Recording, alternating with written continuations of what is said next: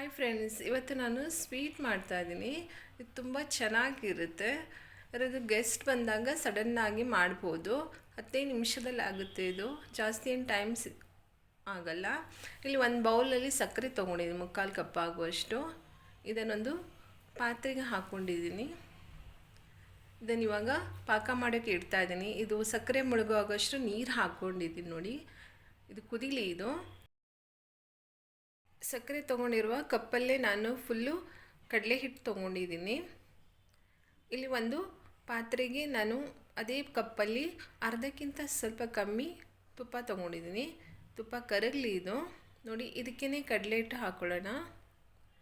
ಇದರಲ್ಲಿ ಚೆನ್ನಾಗಿ ಹುರ್ಕೋಬೇಕು. ಈ ಥರ ಚೆನ್ನಾಗಿ ಮಗುಚಿ ಇದನ್ನು ಸ್ಲೋ ಫ್ಲೇಮಲ್ಲೇ ಫ್ರೈ ಮಾಡ್ಕೊಳ್ಳಿ. ಚೆನ್ನಾಗಿ ಫ್ರೈ ಆಗಲಿ ನೋಡಿ. ಈ ಥರ ಪ್ರೆಸ್ ಮಾಡಿ, ಇದನ್ನು ಈ ಥರ ಪ್ರೆಸ್ ಮಾಡಿ ಫ್ರೈ ಮಾಡಿ ನೋಡಿ. ಹೀಗೆ ಮಾಡಿ ನೋಡಿ, ಎಲ್ಲ ಈ ಥರ ಒಟ್ಟಾಗ್ತಾ ಇದೆ ನೋಡಿ. ಇವಾಗ ಕೆಳಗಡೆ ಏನೂ ಅಂಟ್ತಾ ಇಲ್ಲ.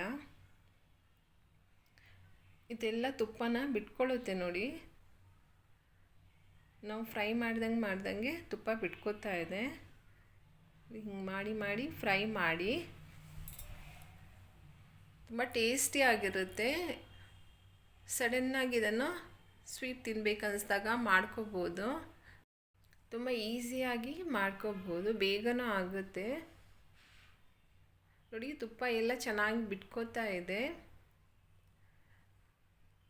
ಕಡಲೆ ಹಿಟ್ಟು ಸಕ್ಕರೆ ಎಲ್ಲ ಯಾವಾಗಲೂ ಇದ್ದೇ ಇರುತ್ತೆ ಮನೆಯಲ್ಲಿ. ನೀವು ತುಪ್ಪದ ಬದಲು ಎಣ್ಣೆನೂ ಯೂಸ್ ಮಾಡ್ಕೋಬೋದು ನೋಡಿ.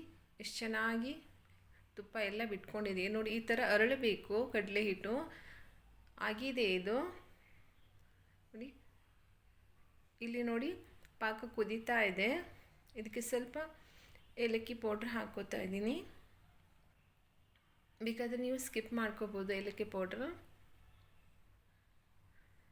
ಚೆಕ್ ಮಾಡೋಣ ನೋಡಿ, ಪಾಕ ಆಗಿದೆಯಾ ನೋಡೋಣ. ಜಾಸ್ತಿ ಏನು ಅಂಟು ಪಾಕ ಬೇಡ, ಜಸ್ಟ್ ನೋಡಿ ಈ ಥರ ಒಂದೆಡೆ ಜಸ್ಟ್ ಇವಾಗ ಪಾಕ ಬರ್ತಾ ಇದೆ ಅನ್ನೋಂಗಷ್ಟರಲ್ಲಿ ಆಫ್ ಮಾಡ್ಕೊಳ್ಳೋಣ ನೋಡಿ. ಇದು ಆಗಿದೆ.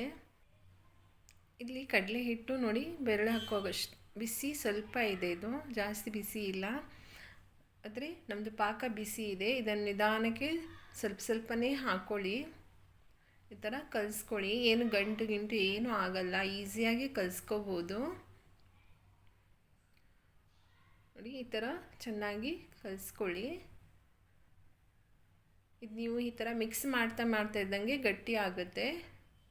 ತುಂಬ ಮಿಕ್ಸ್ ಮಾಡ್ದಂಗೂ ಗಟ್ಟಿ ಆಗ್ತಾ ಹೋಗುತ್ತೆ. ಇದು ಜಾಸ್ತಿ ಏನು ಈ ಥರ ಮಿಕ್ಸೂ ಮಾಡಬೇಡಿ.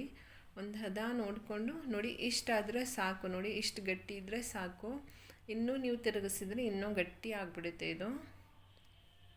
ಇಲ್ಲೊಂದು ಪ್ಲೇಟಿಗೆ ತುಪ್ಪ ಸವರಿ ಇಟ್ಟಿದ್ದೀನಿ, ಇದಕ್ಕೇ ಹಾಕ್ಕೋತಾ ಇದ್ದೀನಿ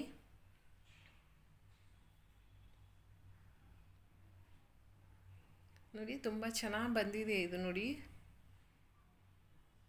ತುಂಬ ಸ್ಮೂತಾಗಿರುತ್ತೆ ಸ್ವೀಟ್. ಮಾತ್ರ ಬಾಯಿಗಿಟ್ಟರೆ ಹಾಗೆ ಕರಗೋಗುತ್ತೆ.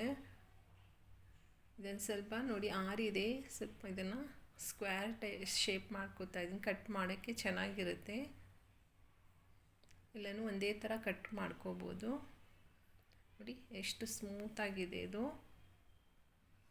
ಆರಿದ ಮೇಲೂ ಅಷ್ಟೇ ತುಂಬ ಚೆನ್ನಾಗಿ ಸ್ಮೂತಾಗಿರುತ್ತೆ. ಆರಲಿ ಇದು ನೋಡಿ. ಚೆನ್ನಾಗಿ ಆರಿದೆ ಇದು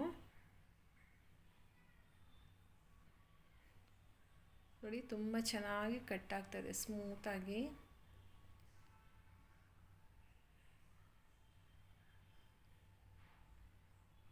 ಟೇಸ್ಟು ಅಷ್ಟೇ ತುಂಬ ಚೆನ್ನಾಗಿರುತ್ತೆ.